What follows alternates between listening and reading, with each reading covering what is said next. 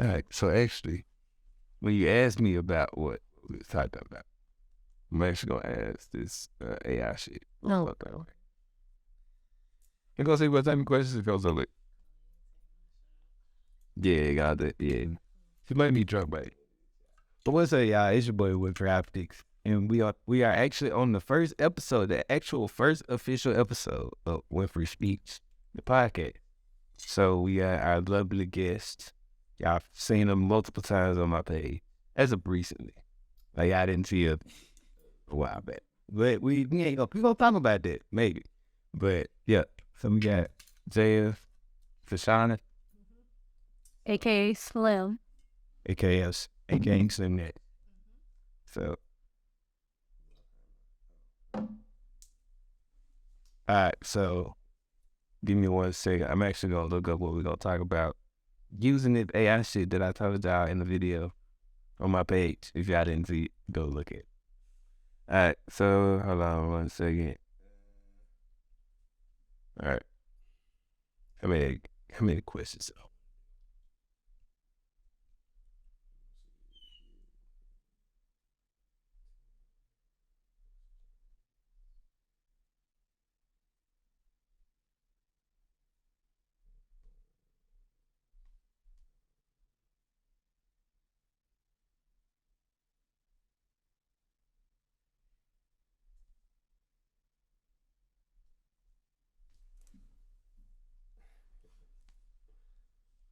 Trying to quit, y'all. Yeah, it's a lot harder to quit those things than people think it is. Like people would be like, aren't you worried about your health? Like if I was, I wouldn't be smoking in the first place. But I ain't bought one in 3 days, so. And I'm not gonna buy one when he lean either. So it's we good. We good. You gonna see? By the next time, it's been a month since I've seen it, so depending on, all right, this supposed to be kidding either one, but depending on how long it is before I see her again, then we'll see if she got one. What you making? Yeah, we'll see back. All right, so it's writing it now. I ain't gonna screen record it. But all right, bet it gave us 10 questions. So we gonna ask these questions. So, the very first question is, well, first introduce yourself like officially. So, All right. Hey y'all, my name is Jaia, aka Jaia Tashonnn, aka Slim Nasty. I'm a print model first. I do runway, I do music videos. I'm an exotic dancer, amateur pole dancer. I also do OnlyFans, so click that link in the bio. And yeah, a lot of y'all know me, a lot of y'all don't. And when you do meet me, I promise you gonna fall in love with me. that's what they all say. But I mean, we gonna see if we gonna fall. I mean, she alright, she cool. He's in love. Wow. Okay. All right. So the first question is, how did you get started in the modeling industry, and what inspired you to pursue it? So shout out to my grandma. I love my grandma, but if we're being honest, she lives vicariously through me. My grandma, she was in a music group with all her sisters. She's got 5 million sisters. And she was also a model too. So when America's Next Top Model came out, funny story, every Wednesday, that's when America's Next Top Model would come.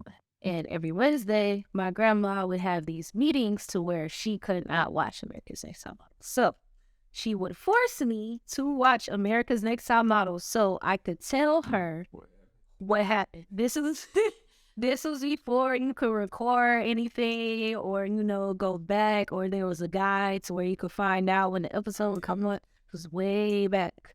So that's fine. Yeah. Yeah. So that kind of inspired me, but my best friend is also a fashion designer.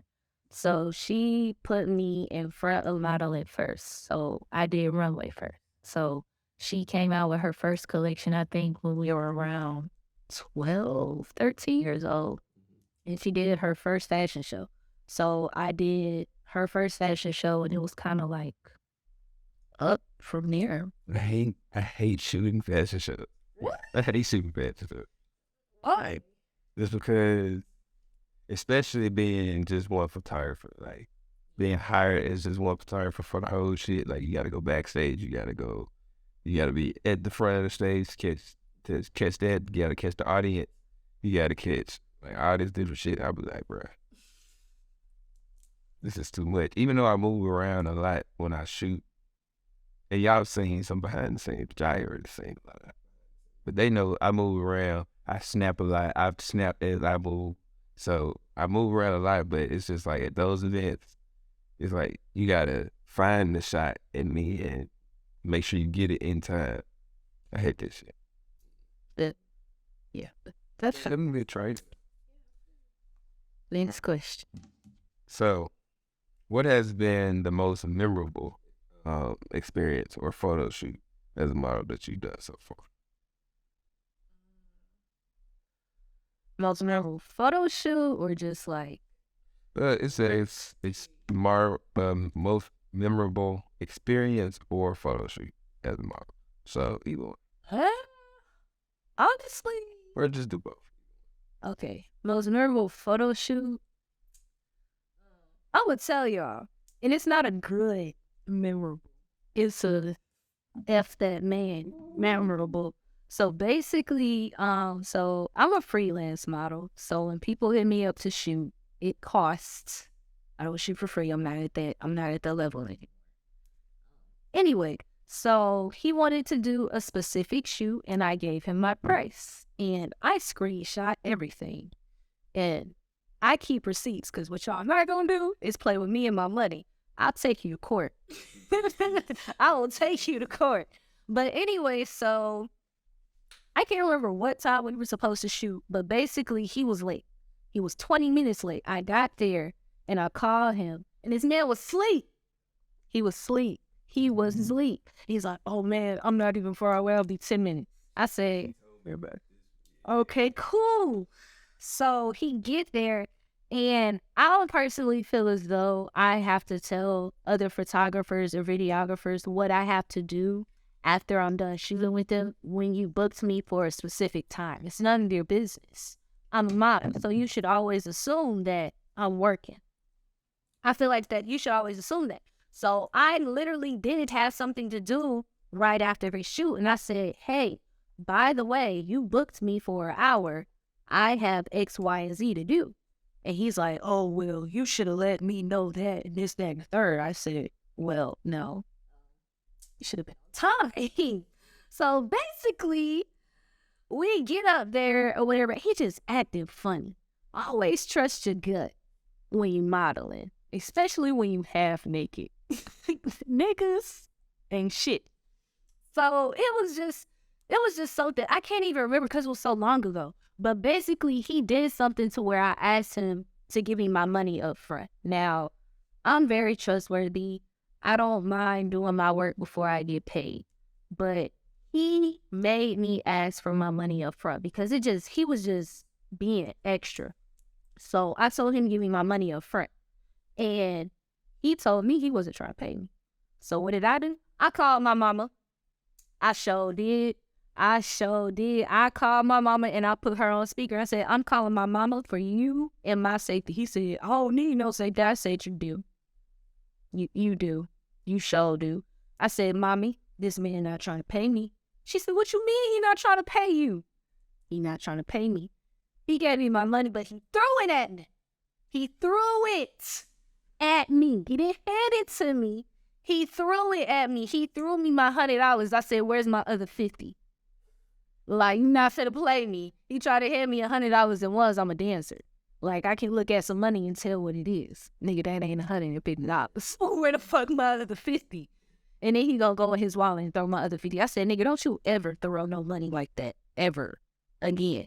And you know, what I should have did was got dressed and walked out the door. But me being me, I still, like, I work on my name. I don't open my legs for nobody. I don't pay nobody to put me in nothing. I work on my name. And I didn't know what kind of pull this man had at the end of the day. So I did not want him to be able to say that I didn't do my job. So I did my little, ignore Paco. I did my little photo shoot with my mother on speaker. the entire time, and I walked out. That was the most memorable shoot I ever did. I got paid though. I got paid. Wait, I mean, everybody has those terrible clients. Like everybody has those, just like clients of hell. And so, it's not most memorable photo shoot. I think my most memorable one would probably be, well, we got the waterfall. I did the waterfall. I like my shouldn't at the waterfall. It was cold. Nah, it wasn't cold, but so the day that we went, because it was this, so I was traveling a lot. I didn't start traveling until 2018, 2019, somewhere around. Well, traveling outside of Tennessee, because I was still like going between like Nashville and Mississippi, like that. But yeah, I started traveling outside of Tennessee around like 2016, 2017. And so I started coming to Atlanta, but I started getting tired of Airbnb shoots. So I was like, I need to find like some random ass location. And then at the time I was with my ex, and she had introduced me to Gio. And I think he had shown me some, or he had told me about it. He was like, it's a bamboo forest. He was like, I was like, that's all you gotta say. It was like a bamboo forest in Atlanta. I was like, shit. He went, looked it up, found it.